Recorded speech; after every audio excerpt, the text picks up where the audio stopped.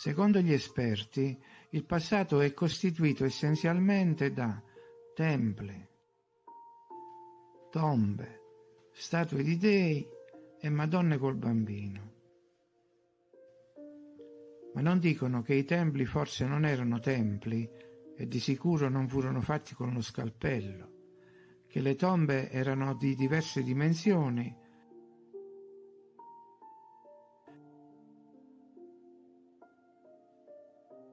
che ci sono statue impossibili da realizzare a mano, che le Madonne non sempre sono Madonne, così come pure i bambini. Parliamo dei dipinti etichettati con la dicitura Madonna col bambino. Molti di quei bambini risultano alla vista diversi dai canoni a cui siamo abituati. Anzi, sono abbastanza bruttini.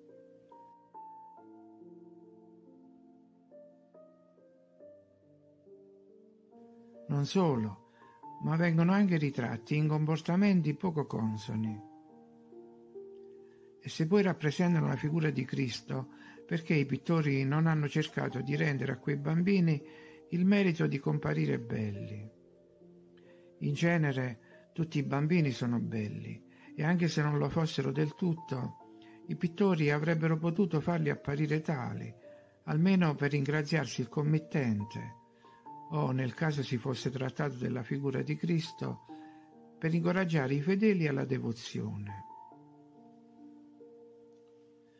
Invece si vede che più di tanto i pittori non hanno potuto fare. Forse i bambini ritratti erano proprio così. Le Madonne sono belle, i figli no. E soprattutto sono sproporzionati. Allora riprendiamo dall'inizio.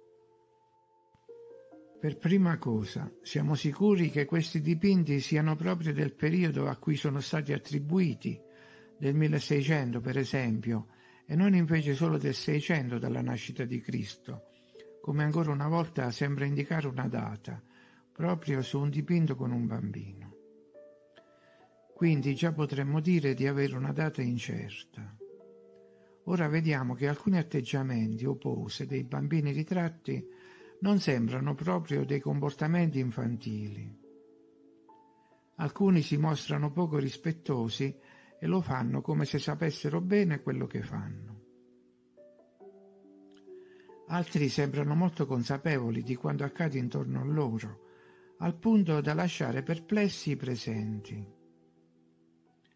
Insomma, sembra che siano mentalmente più sviluppati della loro età apparente.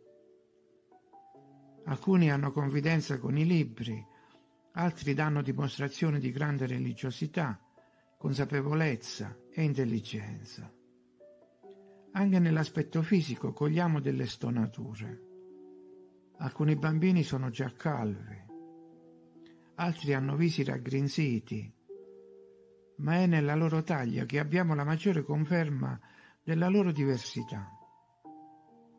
Sono molto grandi per essere dei neonati che ancora si attaccano al seno materno. Alcuni sono addirittura muscolosi.